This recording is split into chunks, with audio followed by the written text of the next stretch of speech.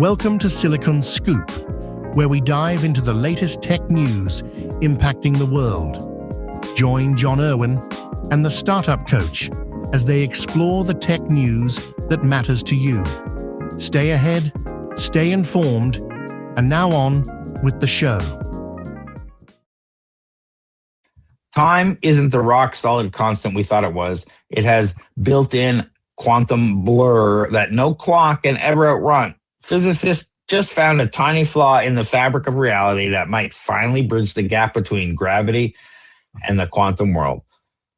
Time has a fundamental blur. No wonder I can't remember everything. New research in quantum collapse models suggests that gravity causes spontaneous fluctuations in space-time. These fluctuations create a mathematical ceiling on how precise any clock can ever be. This provides the first testable quantitative link between Einstein's gravity and quantum mechanics, the holy grail of physics that has remained broken for a century. What do you think about this, John? Yeah, this one's a little over my head. I tried to dive into it as much as I can, but let's kind of take it step by step here. So the core problem is quantum measurement, right? So at the heart of this research, it's essentially one of physics' biggest mysteries is how do quantum possibilities become real outcomes? So in quantum mechanics, particles exist in superpositions, which means they exist in multiple states at once. And so when they're measured, they collapse into a single state. Think of it like Schrodinger's cat, right? For those of you that don't know quantum, Schrodinger's cat is where a cat is in a box with a vial of poison, and until you look in the box, the cat is both alive and dead at the same time. But when you look inside the box, the cat is either alive or dead. It's neither both.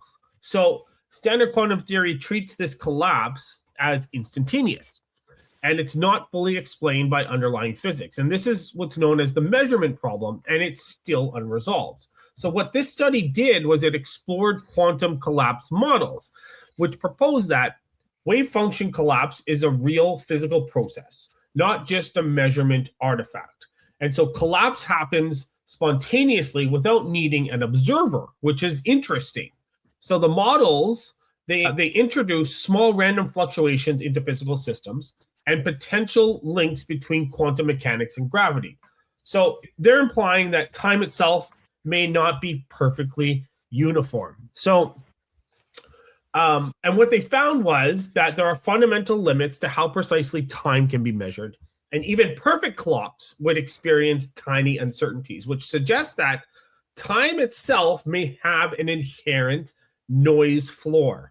So this is similar to how space-time can fluctuate at quantum scales. Energy measurements have uncertainty. And so now time may have intrinsic fluctuations, not just measurement errors at the quantum level, not anything that we're doing now. Did I kind of explain that? Okay, I know it's a little more technical, but maybe you have a better way of explaining it, Craig. Sure. I'll say I think of this as an update like trying to draw a perfectly straight line on a piece of paper, but the paper itself is constantly shivering at the microscopic level. It doesn't matter how expensive your ruler is or how steady your hand is. The shiver of the paper means your line will always have a tiny fundamental wiggle that you can't erase. So this is that tiny amount of error, that blur or inaccuracies would always occur at that level where reality hasn't collapsed yet. Yeah. So where it is currently in multiple states, and until it's observed or dealt with, it stays in those multiple states. And, it's why the universe is magic. How can things exist in these multiple states? But this now starts to map down to Einstein's gravity. The theoretical framework was established in May 2026. Experimental testing is currently in development. So this is a foundational science funded by the institutes like XQXI, with over 20 million invested in such a radical query. So I can't read the formula here. Do you understand this, John? All I see is lambda there. So like lambda is, I don't know what the two squiggly. I know one squiggly, but yeah, no, I don't remember. That's too many years ago, back to school days. So The uncertainty is many orders of magnitude below anything we can currently measure, so it has no practical consequence for everyday timekeeping or our lives. Our results explicitly show that the modern timekeeping technologies are entirely unaffected. This is the most significant step toward quantum gravity unification since the development of string theory or quantum gravity, but with one major difference. This is actually testable. So as we start to move, quantum gravity theory has been one of those things that hasn't quite matched our traditional models, but we're starting to map it and test it to see if it actually does.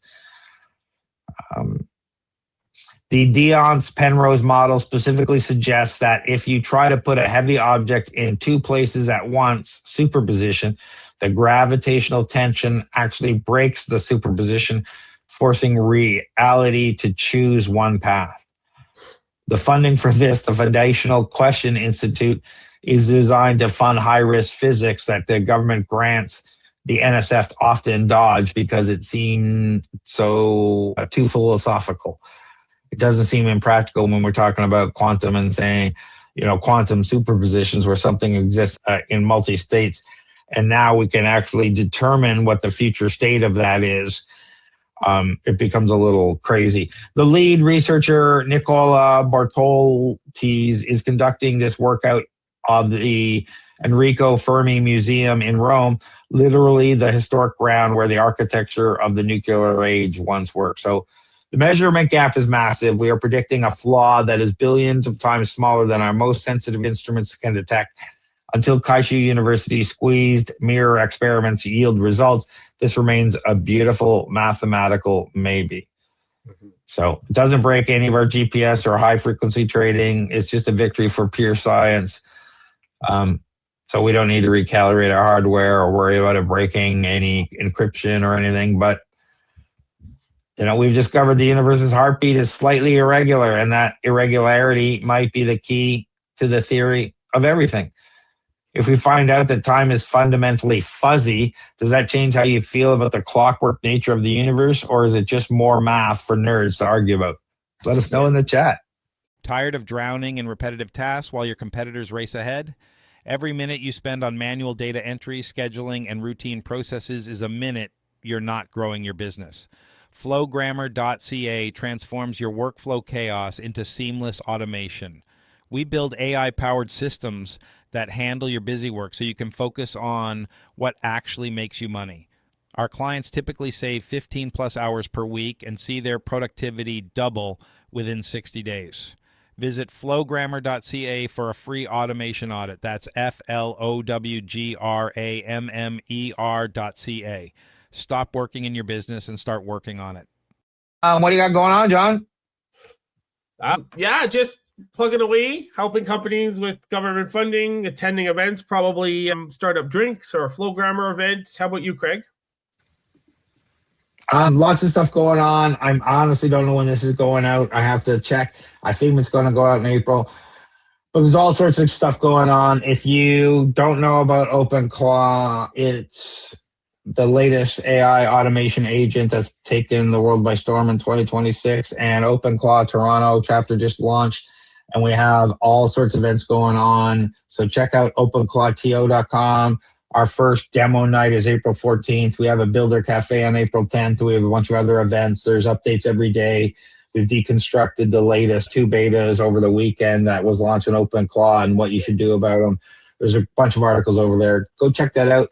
We're also over at flowgrammer.ca where we do N8N automations. We run the Flowgrammer community.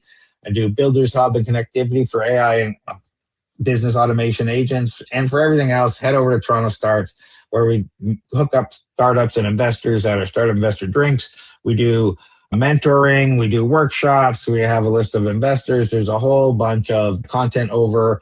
You can also book me over there if you want a meeting with me to talk about whatever, help your startup. Check out TorontoStarts.com. But Don, if people are looking for non-dilutive funding, where should they go and what is that? Yeah, non-dilutive funding. We're talking government grants, tax credits. Come find me on LinkedIn if you have any questions. Right now is shred time, SRNED. But come reach out to me too if you've got a startup, if you've got a company. Reach out to me if you have any questions, and if they have company questions about their startup in general, where do they find you, Craig? Yeah, find me at TorontoStarts.com. But John, just before we go, something's open right now, and it's closing May 31st. Thank you. Can Export. And what? Yeah.